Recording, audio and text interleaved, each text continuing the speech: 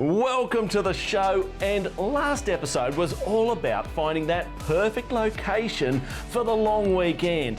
The next challenge is the ultimate 4x4 road trip, and it is going to be absolutely awesome. Now, what this is about is going to a destination, but you don't just set up camp and stay there. Every night you pack up camp, or every night you set up camp, and every morning you pack it up and you move again. That's good. Now for me, this has to be a location where it's got three critical elements. It's got to have amazing country, sights, views over mountain ranges, that sort of stuff. It's got to have great four-wheel driving, where I'm using my four-wheel drive as a four-wheel drive. And at the end of the day, I've got to be on a river in an awesome campsite. That is an ultimate 4x4 road trip. Well, let's wrap Matt up on his idea of an ultimate road trip. He's pretty passionate, as you can see. So let's see what New South Wales gets up to. Welcome to Corner Country, New South Wales, the perfect place for the ultimate four-wheel drive road trip. And Borgie and I have our mate Mark from Signature Campers along for the ride. Day one of our Outback expedition.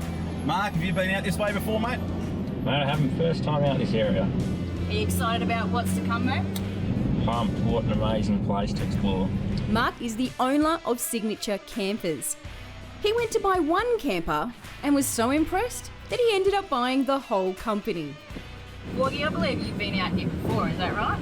I have actually. I love coming out this way. It's one of those places that every time you come out here, it's a little bit different every single time. It's a special place. So one of the things out here though is that it is quite hot. So how's that air conditioning going for you, Borgie? Now that didn't take you long to bring up at all. I'm sweating pretty badly in here, if I'm honest. I'm glad I've got nobody in the car. So I'm towing my air conditioner, so I'm good. If you need to borrow it, just let me know.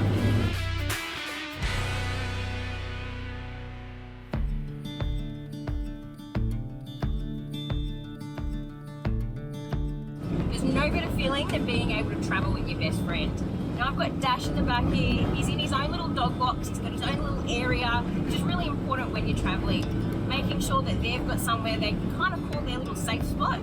Making sure they've got a bed with them as well that you can pull out, get them to stay on that bed, and make sure that they have fun along the way. They've got plenty of energy, so they want to be out running. If they're in the dog box all day long, they're probably going to cause you some issues. So make sure you take them for a walk, let them explore, but also respect the areas that you're going to. And sometimes it's best to call ahead and just make sure that they're okay with you bringing dogs along as well.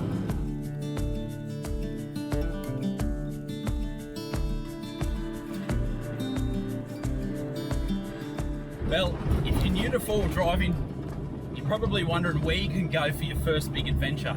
And my first big adventure in a four-wheel drive was here, the New South Wales Outback. And I've never looked back since. It ignited something within me to get out and see the real Australia, and I've been doing it for a long time now. Now, this particular adventure, or this particular region, has some of the best touring routes you could possibly imagine. You can literally follow the footsteps of our past pioneers and early explorers. Some of these tracks, or some of these routes that they took, literally shaped Australia's history. And if that's not a good enough reason to come out and check it out for yourself, I don't know what is.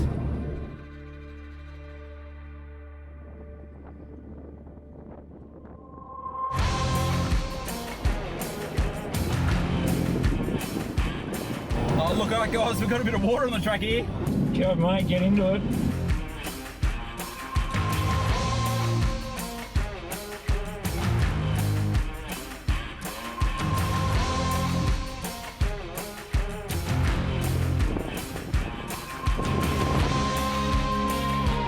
It's awesome to see a bit of water out here. Not wrong. Bit of greenery in the creeks. Yeah, I just went a bit sideways and the camera controls didn't see that.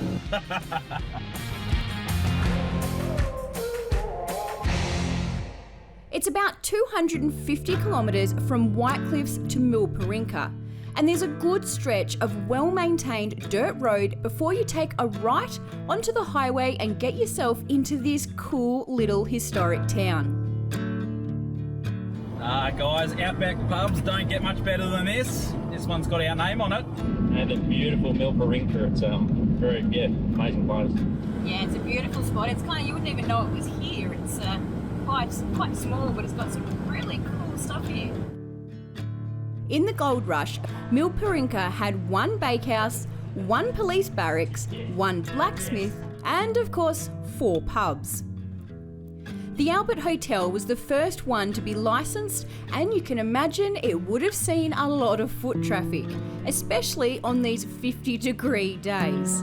These days, it's the only functioning business out here, and they offer accommodation as well as camping sites if you want to stay for the night.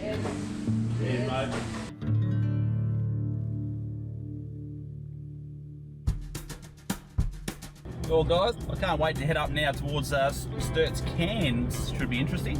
It's always interesting. It's so funny that Cairn, you see them everywhere, but I believe this one is going to be quite large. You know, you see them up Cape York and out in the desert and all sorts of things, but yeah, it'll be interesting.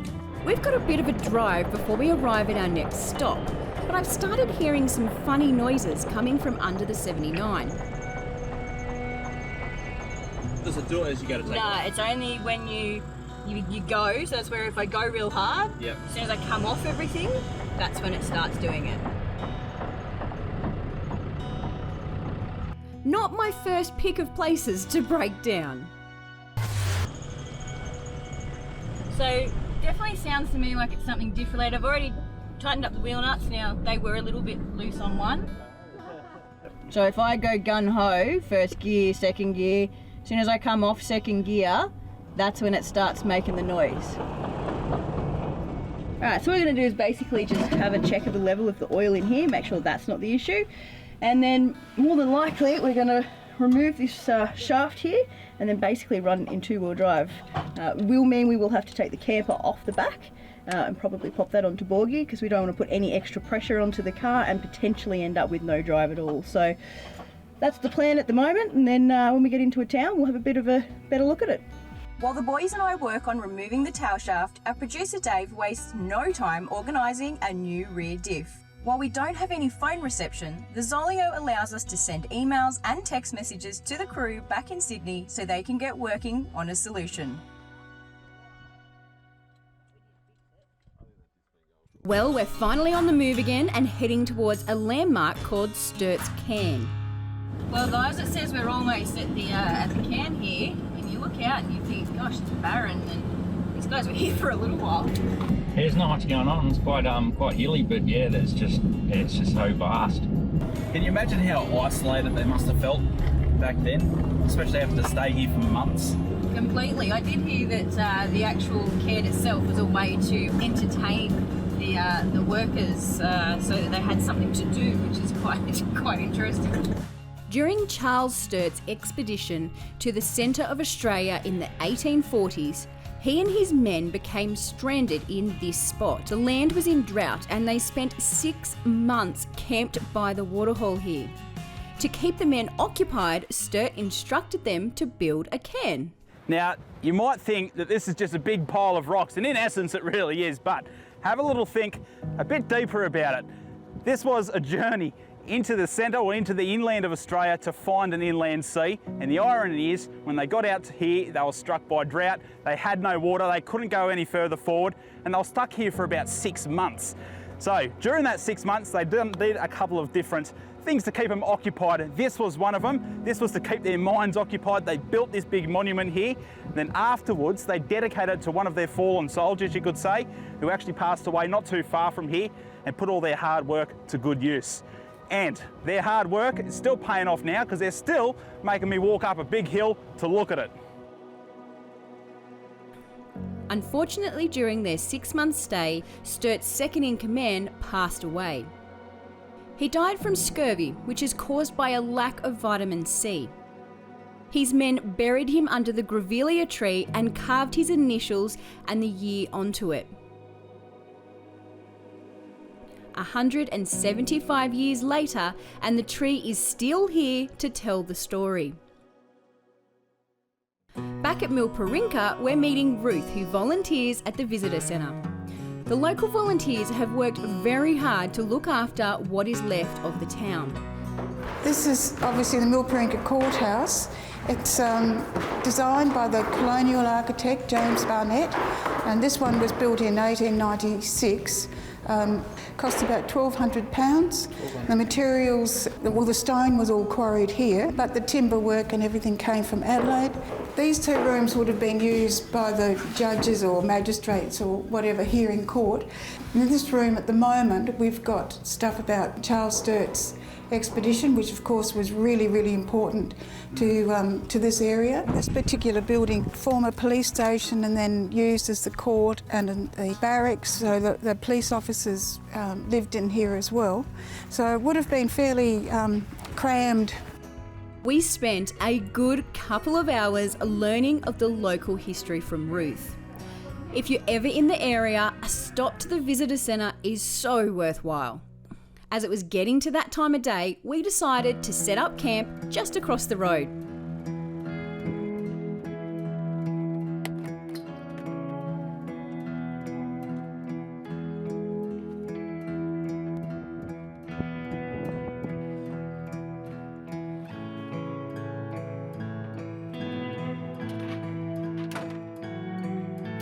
Milparinka has an amazing campsite right next to the ruins, and after a long day in the seat, a few drinks and a campfire, this is the perfect end to a great day. I wonder what Jamie and Jess are cooking up this week.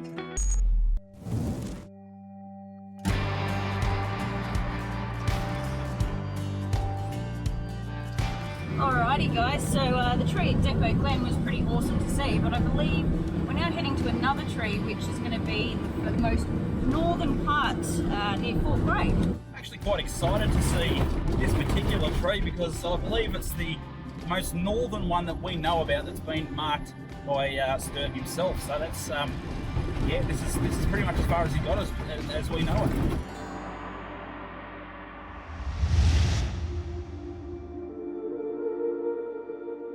You know, some of the best places you're ever likely to find out here, you're gonna have to park your 4-wheel drive up and go for a bit of a walk. We're exploring around Fort Grey and heading out towards Lake Pinaroo. Haven't actually got there yet, but just the walk out here, everything's so still and quiet. It's beautiful.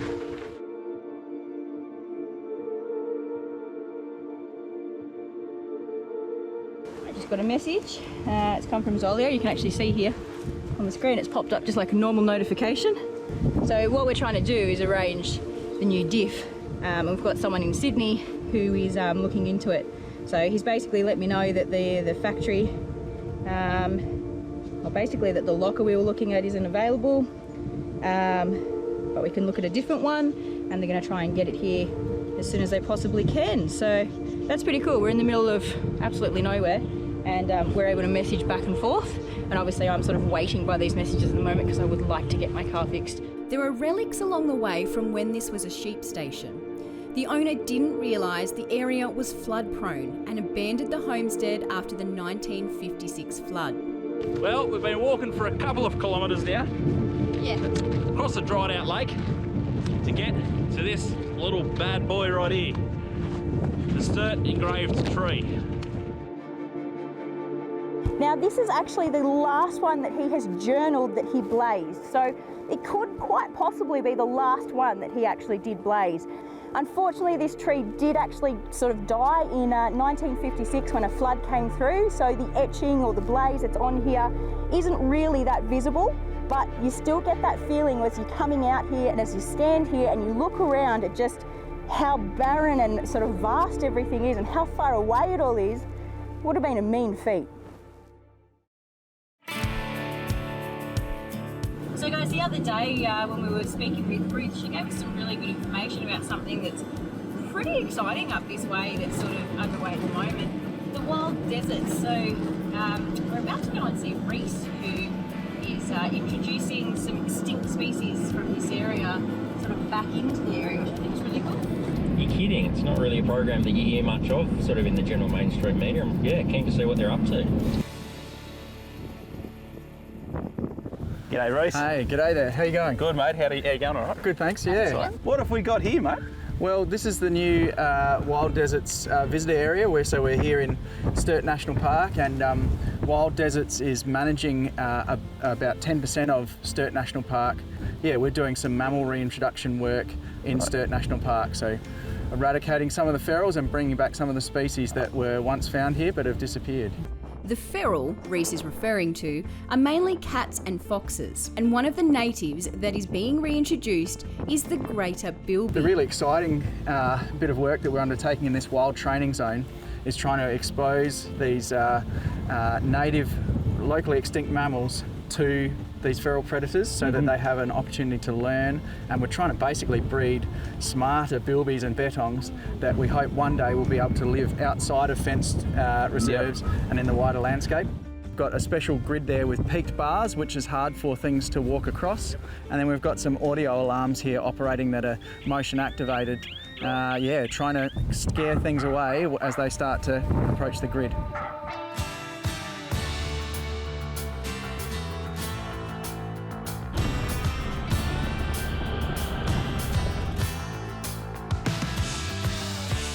Well guys, we've almost made it to the Queensland border.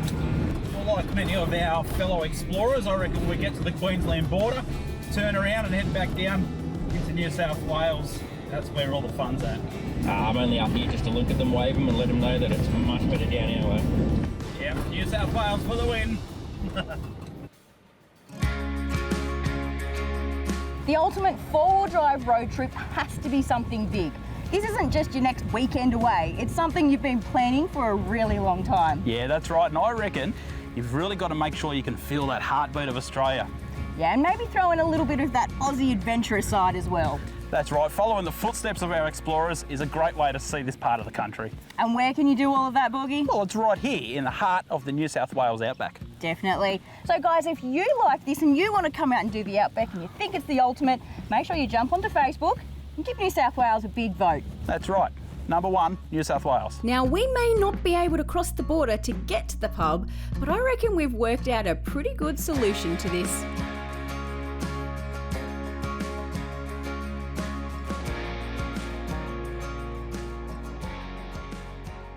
Pretty excited, Matt. This first episode of this 3-part Ultimate 4x4 road trip has been awesome. Who are you voting for?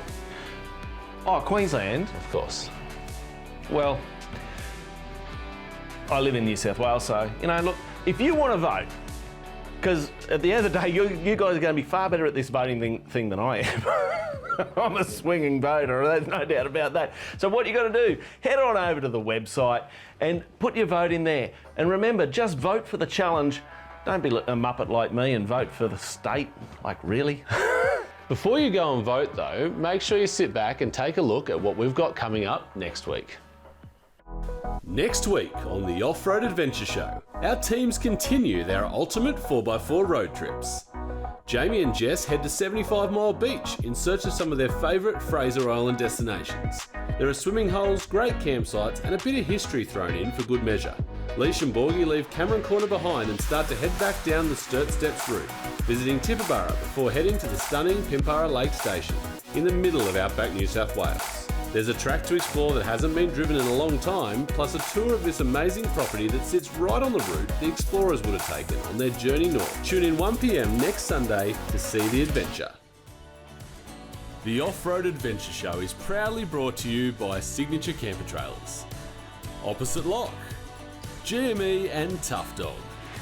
Do you want to see all the extra content? Head over to the Off-Road Adventure Show website where you'll find our recipes, director's cuts and all the bonus bits. Plus, don't forget to enter our competition where you could win a camper trailer or a share in over 40 grand of prizes.